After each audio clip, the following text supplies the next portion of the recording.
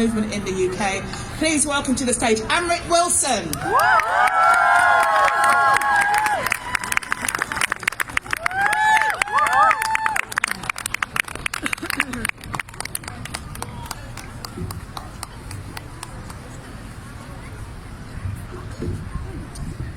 Sisters, together we are powerful. That's why I wanted to talk to you about what's happening in my hometown, or what used to be my hometown of Delhi in India. Sisters, there's a massacre going on there, a massacre of Muslims, a terrifying pogrom. The death toll is 53 and it's rising as more and more bodies are found. Hundreds are critically injured. Homes are being burned down.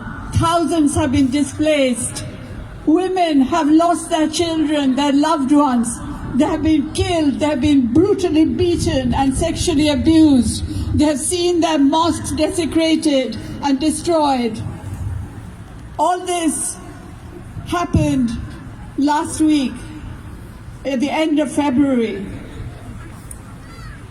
Sisters, this is an overwhelming tsunami of Islamophobia which is playing out in northeast Delhi. But it engulfs the whole city and in fact the whole of India.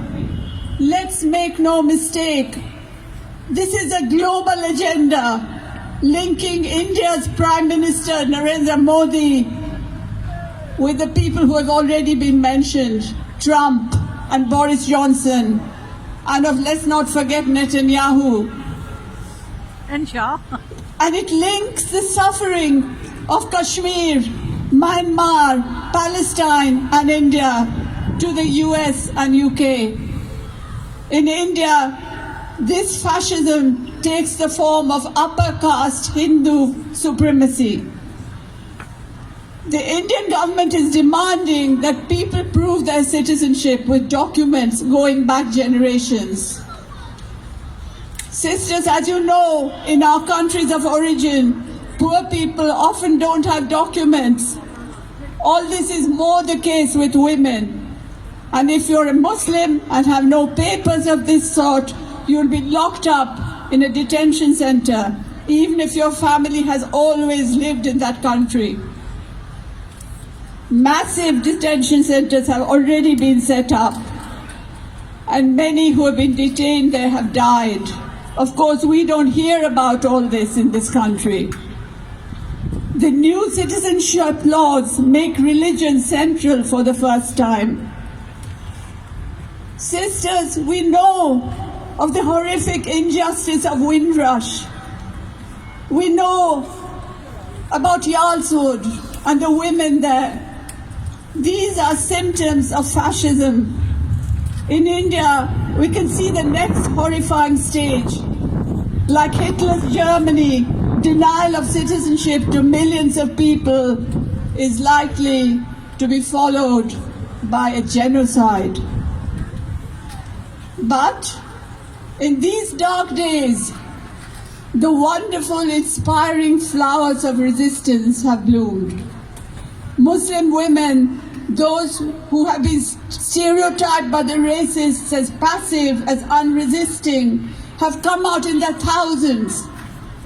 They have organized continuous sit-ins in resistance to these laws. They are housewives, grandmothers, students, lawyers, lovers. They've been occupying a place called Shaheen Bagh, which is what our banner is about.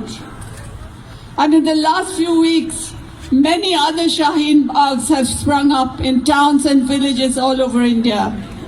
The women have been sitting in through the bitter cold of North India with their children. They have created these safe spaces for themselves and for their children, where they can learn, draw, read and sing songs of resistance. And in some places, they have been joined by their non-Muslim sisters. These spaces are an alternative vision for the future. in which all kinds of oppression can be challenged. So let us remember the women of Shaheen Bagh today from our hearts. Let us send them our love and solidarity. Let's make it echo all the way to India. Long live Shaheen Bagh!